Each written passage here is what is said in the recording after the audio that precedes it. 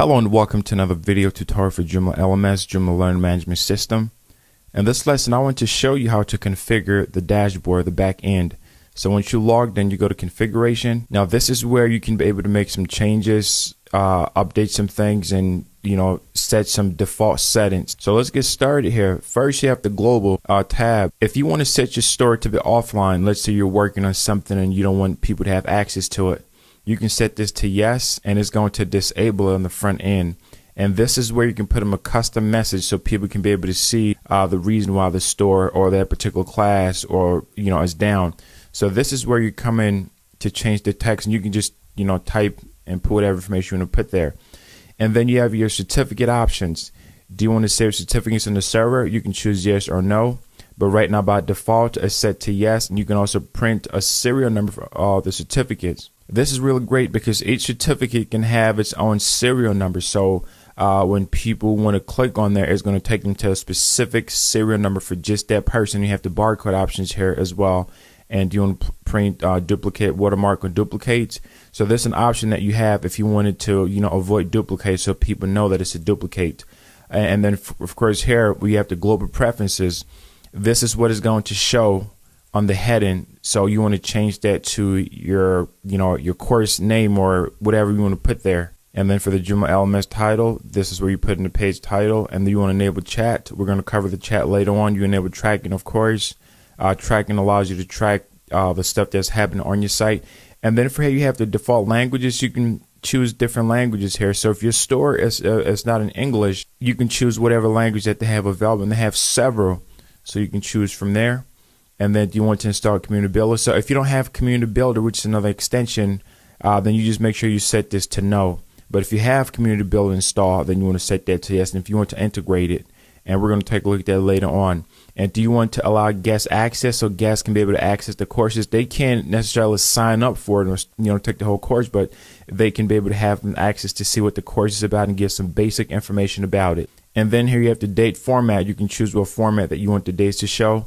Is it year, month, date, or your month, day, and year?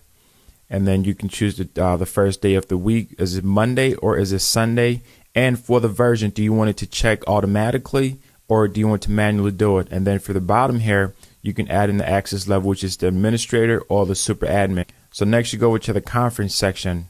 Do you want to enable conferencing? One of the great things about the JoomlaLMS is that it allows you to use GoToMeeting conferencing. So if you have that set up, an account set up with the GoToMeeting, you would need that first. So once you've gotten your account set up here, we're going to cover this later on, then you can choose the system here and go to the plugin to configure it a little bit more. And then next you have your courses. And once again, some of these are based on your personal preference. So if you notice something here that's yes or no that you want to change, you can pretty much change that. And do you want to show paid courses? Yes. Do you want to show future courses? Description. So you can kind of go through here and decide how you want to present things on the front end. Do you want to show the course author? Do you want to show courses by the name, the ordering, the start date? And then the template here, you have the option of choosing a grid view or list view, and the number of columns. So you have you can list up to 4 different columns on the front end. And then you have the meta description here for the SEO purpose. So of course you want to utilize this. This right now is set by default, which is set to yes. And do you want to show course maximum attendance property?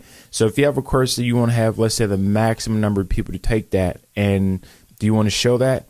If that's what you're going for, then you want to set this to yes. But if not, you can leave that to no.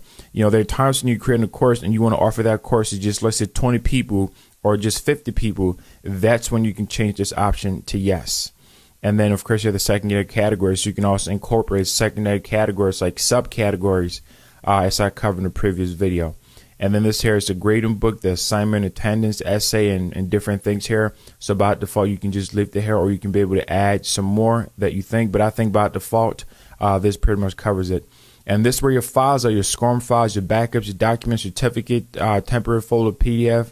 So this is where you can change the path. So if you have a different path from what's listed here, let's say for the backup folder, and you don't want this to go to the backup folder, then you would create a different folder that you can rename this.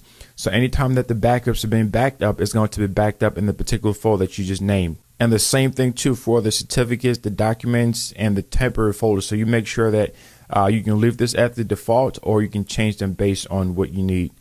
And then of course you have the attendance. Attendance days Monday through Friday. You can incorporate Saturdays and Sundays as well.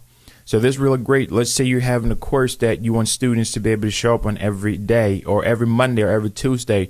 Well, you have that flexibility for you to choose what days that the attendance matters. And then you have the start time. You can change the time here.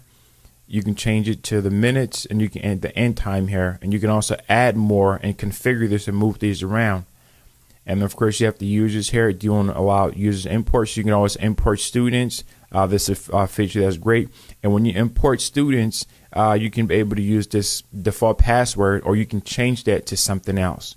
And then here's your payment options. If your site has an SSL certificate, you definitely want to make sure this is checked to yes. So what that means is that it's just going to secure it. So in Joomla, when you go to the systems here, global configurations, there's a part that you can enable the SSL certificate. So where it says secure URL, you're going to put in the HTTPS. The S is what makes the difference.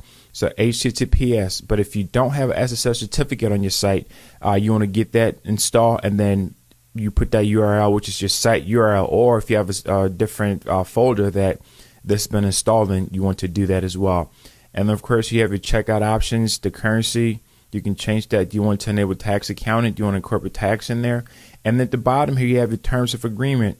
So you want to make sure that you have a terms of agreement that people understand. You know, every website needs some type of terms of agreement so people understand exactly what you're offering, exactly what the rules are, so they can follow those.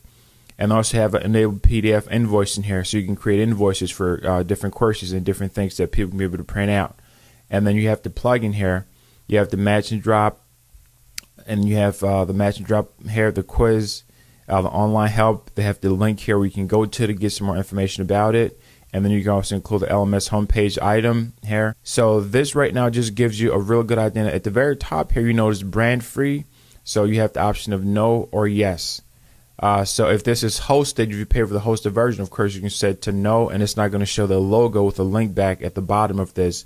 Or if you want to support them just so people know where where you got this from, then you can leave that to no. So this is how you configure the back end, and it's very simple and it's very basic, but you just have to make sure that whatever you're changing, that's how you want it to be.